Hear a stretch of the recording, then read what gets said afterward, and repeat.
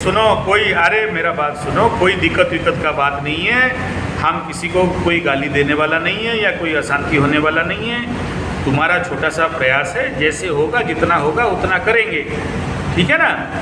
अभी बात को क्या है कि खाली हम वहाँ कालिका पुराण करने, कथा करने जाएंगे, उतना में नहीं होगा।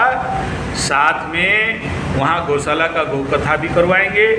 और सुबह जो 3 दिन रहेंगे, जो सबसे बड़ा वहाँ जो शहर का नाम क्या है जहाँ पर हम ठहरे थे, हाँ, तो विराटनगर का कोई स्टेडियम ले लेना या कोई बड़ा फील्ड ले लेना। वहाँ पर पूरा विराटनगर में चारों तरफ पोस्टर पैम्फलेट लगाओ कि वहाँ पर योगा शिविर सुबह होगा। 6 बजे से 8 बजे तक योगाचार्य आएंगे और आपका योग के माध्यम से, प्राणायाम के माध्यम से, आयुर्वेद के माध्यम से जिसका जो भी बीमारी है, blood pressure, diabetes, gastric, asthma, arthritis, सब ठीक ठाक कराएंगे। योगा शिविर होगा। इंडिया से योगाचार्य आचार्य संजय जी आ रहे हैं। नीचे लिख देना ज्योतिषाचार्य, न्यूमरोलॉजी, वास्तुशास्त्री आचार्य संजय यहाँ पर योगा का सत्र लेंगे। समझ में आ रहा है। तो जितना भी आदमी आए, मैं नहीं कह रहा हूँ कि टेंट माइक गाड़ो और लाखों रुपया खर्चा करो, नहीं, एकदम जीरो बजट फ्री प्रोग्राम होगा। लोगों तक हम लोग पहुँचेंगे, लोगों का काम करेंगे, लोगों का सहायता करेंगे, लोगों का प्रॉब्लम सॉल्व करेंगे। लोगों को पैसा मांगने का जरूरत नहीं, अपने आप ला के पैसा देगा।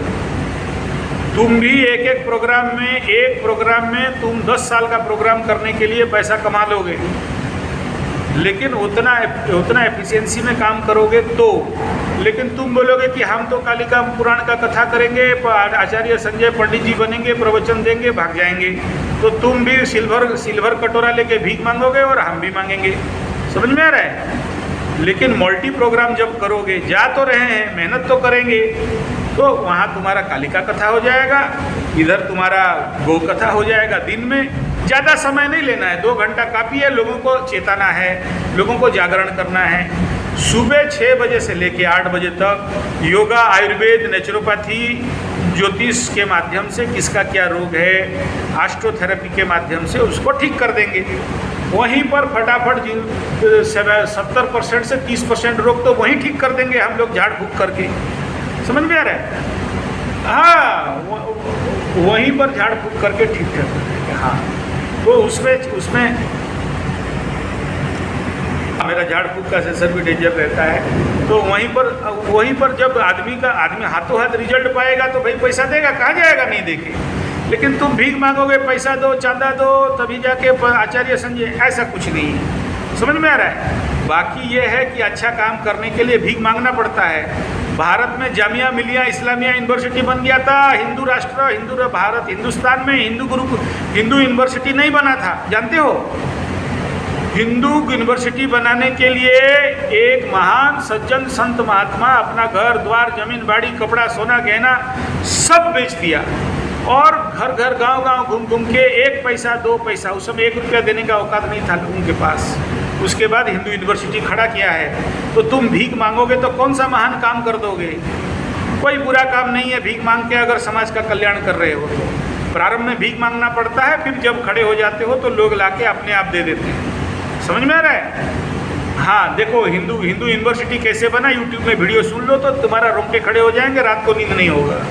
और तुम करना चाहते हो नेपाल को हिंदू राष्ट्र, तो उसके लिए फिर त्याग, तपस्या, साधना, युद्ध सब करना पड़ेगा।